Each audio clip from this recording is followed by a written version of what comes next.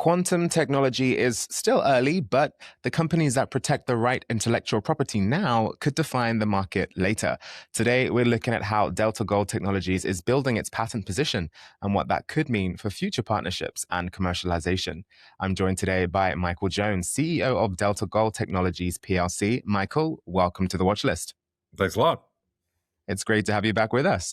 You've filed a provisional patent around quantum transducer structures, which feels like an important step in protecting the technology. So how does this position Delta to stand out in the emerging quantum technology landscape over the next few years? Well, I think it's a very important milestone for us. It's about 6 months early from what we planned. We're working with University of Toronto and Professor Harry Ruda. He's one of the most published authors actually in the space. He did his postdoctoral fellowship at MIT in quantum. So we're working with one of the top academics actually in the world.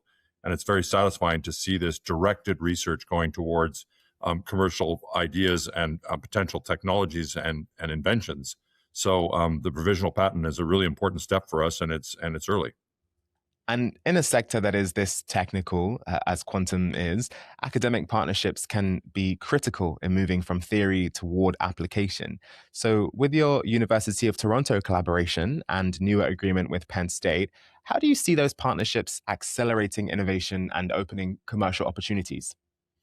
It's very interesting that with our agreements, we can actually direct academic research towards commercial applications. And I think this is something that we've really lost in general research, that academics can be actually great inventors. And there's many inventions in the history of the world that come from university research.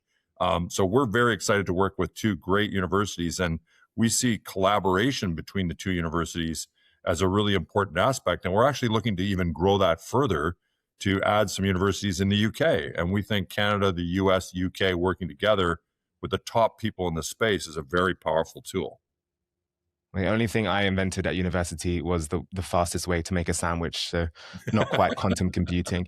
But as this moves through the confidentiality and development period, investors will be looking for signs of progress. So what key milestones or indicators should they be watching for over the next sort of 18 months? Well, the first thing is we're also working with Penn State. So we're also driving that research program. It's a few months behind University of Toronto in its start. And that's also directed research towards intellectual property. So I think that's a first milestone.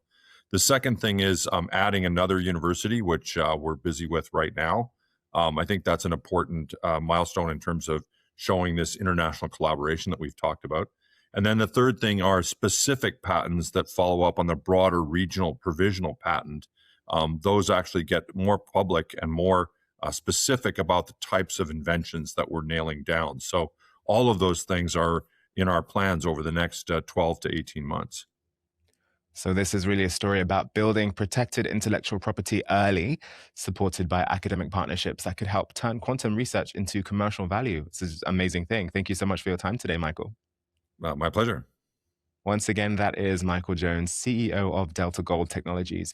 For more on the company and its quantum technology roadmap, visit deltagoldtech.com.